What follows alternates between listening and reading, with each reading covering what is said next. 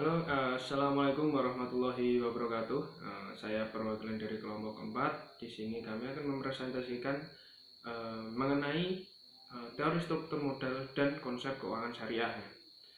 Di sini di kelompok 4 ini beranggotakan 4 orang yang beranggotakan saya Rizky Galih Kuncoro, terus ada Nurul Dewi Anissa, terus ada Gabriel Lisna Afendi dan Ismi Agustin ya. Nah, di sini di dalam pembahasan teori struktur model dan konsep keuangan syariah ini ada beberapa hal yang mau kita bahas. Yang pertama, tentu di awal kita harus mengetahui dulu. Yang pertama, kita harus paham dulu mengenai apa itu modal dan apa itu struktur modal. Terus kita lanjutkan dengan ada bagaimanakah fungsi dari modal itu sendiri, terus faktor yang mempengaruhi struktur modal, terus ada teori mengenai struktur modal, terus ada bagaimana sumber modal bank syariah, ya kan? Terus ada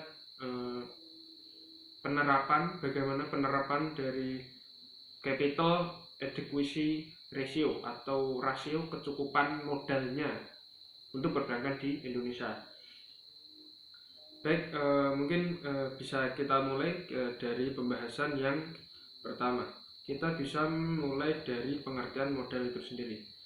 Baik, jadi modal itu di situ sudah di PowerPoint sudah ada pengertian menurut Zainul Arifin. Terus di sini saya akan memberikan pengertian yang lain yang lebih mudah dipahami, yaitu kita bisa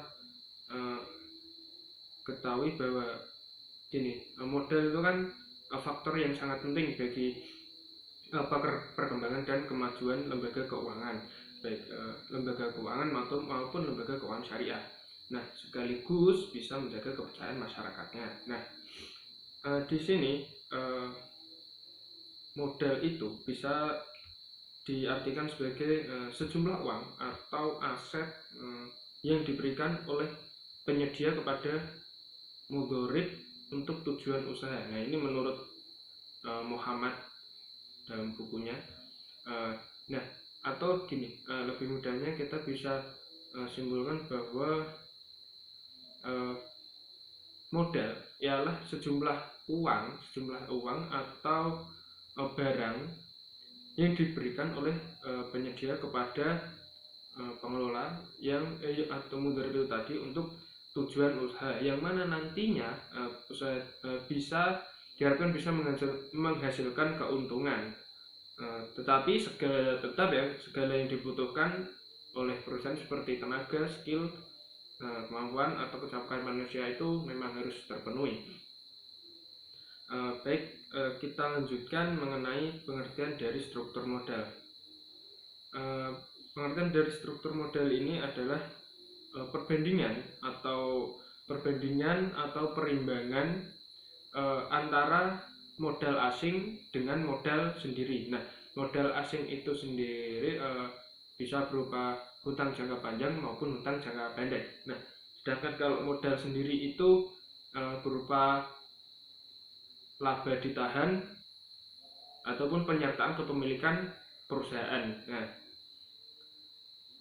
jadi pemenuhan kebutuhan dana perusahaan dari sumber modal sendiri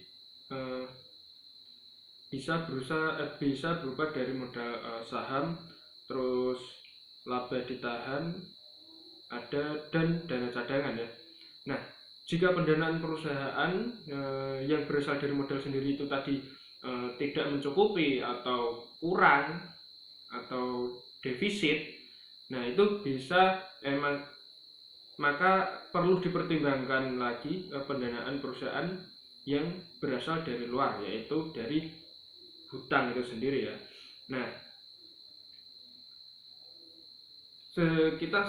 di sini kita sudah mengetahui mengenai pengertian dari modal dan struktur modal. Setelah itu kita lanjut mengenai fungsi dari modal itu sendiri ya. Nah, fungsi dari modal. Nah, bank sebagai unit bisnis membutuhkan dana.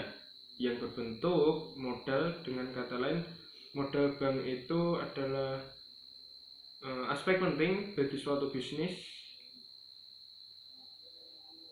Ya, unit penting sebagai aspek penting bagi suatu unit bisnis bank ya.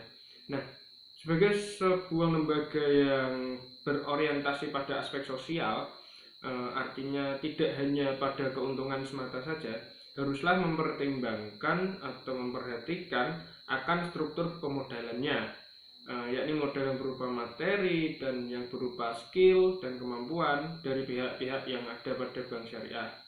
Nah, di PowerPoint di slide kita sudah menyertakan fungsi dari modal. Di sana ada 3 fungsi. Di situ fungsi modal menurut Johnson ya. Nah, yang pertama bisa kita lihat sebagai fungsi yang pertama bisa kita lihat yaitu sebagai penyangga untuk menyerap kerugian operasional dan kerugian lainnya.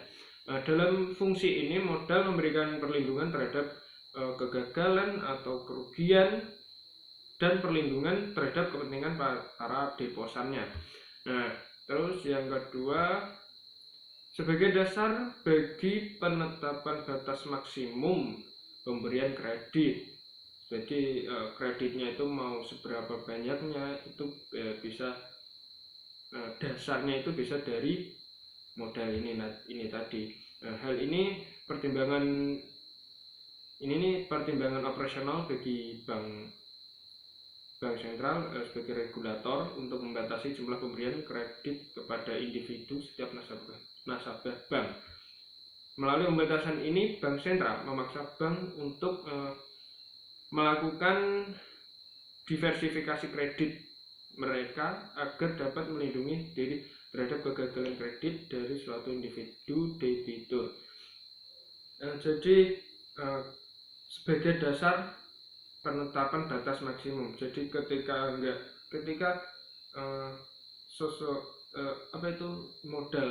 modal itu jadi akan seberapa banyak modalnya itu, seberapa banyak modal yang dimiliki suatu bank. Nah, itu nanti yang bisa untuk menentukan seberapa banyak batas maksimal saya, misal saya sebagai bank, seberapa batas maksimal saya untuk memberikan hutang kepada untuk memberikan kredit kepada nasabah begitu. Terus yang ketiga ada modal juga menjadi dasar perhitungan bagi para partisipan pasar untuk mengevaluasi tingkat kemampuan bank ya di sini ya, secara relatif untuk menghasilkan keuntungan.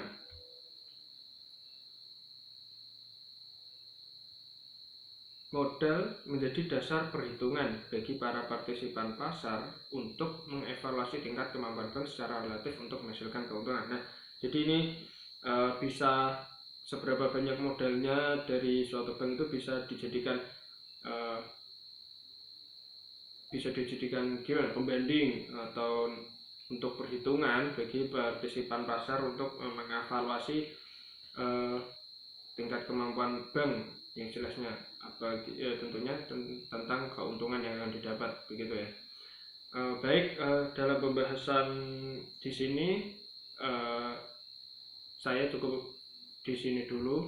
Untuk pembahasan yang lain masih ada beberapa pembahasan yang lain mengenai faktor yang mempengaruhi struktur modal, terus teori struktur modal, terus sumber modal bank syariah, dan penerapan kecakupan modal, rasio kecakupan modal untuk perbankan di Indonesia. Nah, itu nanti akan dibahas oleh kawan kelompok saya, yaitu masih ada Nurul Dewi Anissa, ada Mas Gabriel, dan ada Isni Agustin.